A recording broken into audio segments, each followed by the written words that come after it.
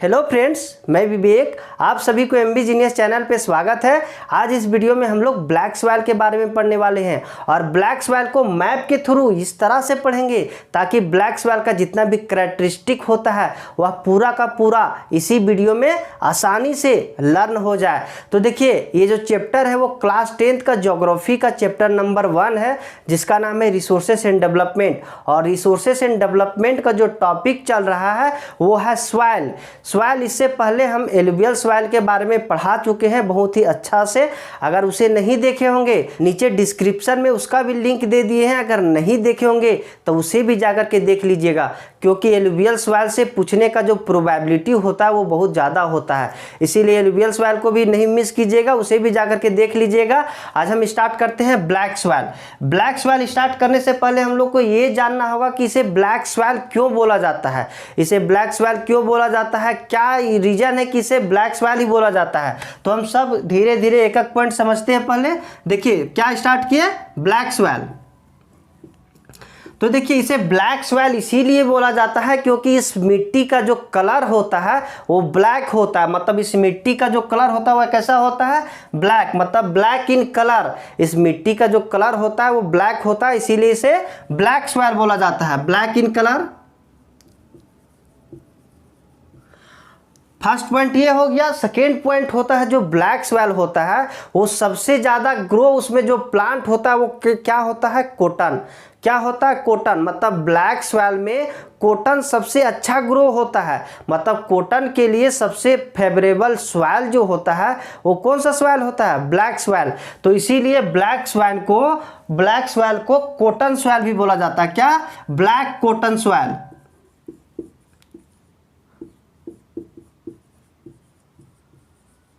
क्या बोला जाता है, इसे ब्लैक कॉटन स्वैल भी बोला जाता है। और ब्लैक स्वैल का एक और नाम है जिसे रेगुर बोला जाता है। क्या, रेगुर स्वैल। तो अभी तक हम लोग समझे कि ब्लैक स्वैल को ब्लैक इसीलिए बोला जाता है क्योंकि इसका रंग ब्लैक होता है। इसे रेगुर स्वैल भी बोला जाता है। रेगुर क्यों बोला जाता है वो भी हम समझाएंगे कि रेगुर इसे क्यों बोला जाता है। और ब्लैक स्वैल में सबसे अच्छा कल्टीवेशन कॉटन का होता है, इसीलिए इसे ब्लैक कॉटन स्वैल भी बोला जाता है। अब हम लोग देखते हैं ब्लैक स्वैल का formation.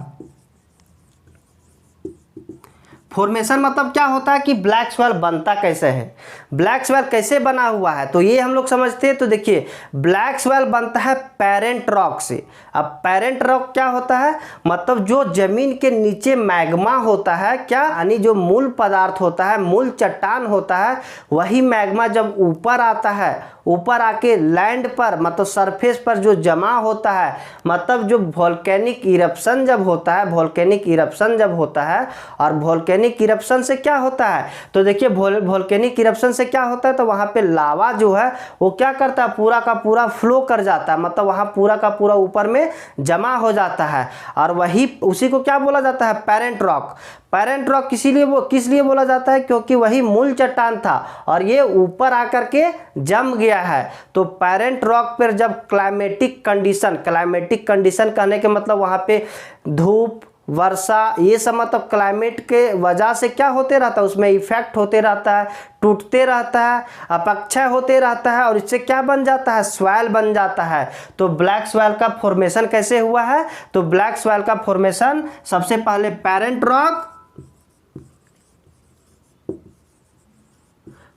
Rock material plus climatic condition.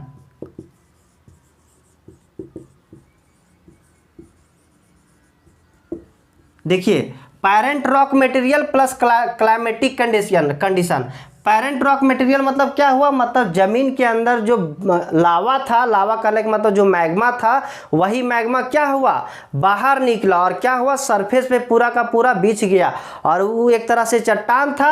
और वही चट्टान पे जब क्लाइमेटिक कंडीशन, मान के चलिए जब गर्मी आया तो क्या हुआ, थोड़ा सा एक्सपैंड हुआ, ठंडा आया थोड़ा सा कॉन्ट्रैक्ट हुआ और एक्सपैंड कॉन्ट्रैक्ट होते होते टूटते टूटते क्या बन गया, एक मिट्टी बन गया जिसका कलर कैसा है, ब्लैक है। और देखिए ये फ्लो मतलब लावा के फ्लो मतलब देखिए रेगुर का मतलब क्या होता है, रेगुर का मतलब ही होता है ओवरफ्लो, मतलब कोई भी चीज का फ्लो, लैटिन में इसे क्या बोला जाता है, रेगुर, मतलब ओवरफ्लो। तो रेगुर इसीलिए बोला जाता है क्योंकि ये ओवरफ्लो से बना है, मतलब लावा के ओवरफ्लो से बना है, इसीलिए इसे रेगुर सॉइल भी बोला जाता है। इसका फॉर्मेशन कैसे हुआ है, तो पेरेंट रॉक से और क्लाइमेटिक कंडीशन से। और हम कुछ पॉइंट देख लेते हैं ब्लैक सॉइल के बारे में।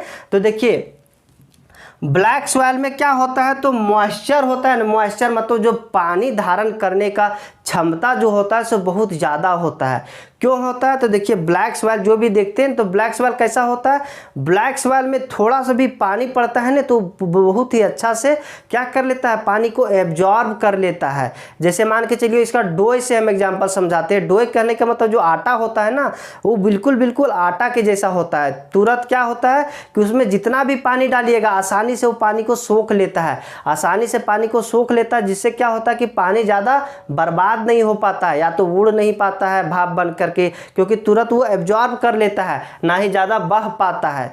तो मिट्टी ब्लैक सॉइल में क्या होता है, तो ब्लैक सॉइल का एक और कैरेक्टरिस्टिक है क्या, कि ब्लैक सॉइल जो है वो मॉइस्चर को बहुत ज़्यादा होल्ड करता है। मॉइस्चर होल्डिंग कैपेसिटी क्या होता है, हाई होता है।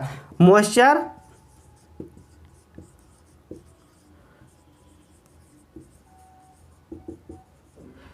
या तो मॉइस्चर होल्डिंग कैपेसिटी क्या होता है, हाई होता है, हाई होता है। अब इसको देखते हैं कि इसमें कौन कौन सा न्यूट्रिएंट्स रिच होता है, मतलब ब्लैक सॉइल में क्या क्या ज़्यादा मात्रा में, ज़्यादा अमाउंट में पाया जाता है, ये हम लोग देखते हैं। तो ब्लैक सॉइल में कौन कौन सा एलिमेंट पाया जाता है वो हम लोग सबसे पहले समझते थे। देखिए रिच इन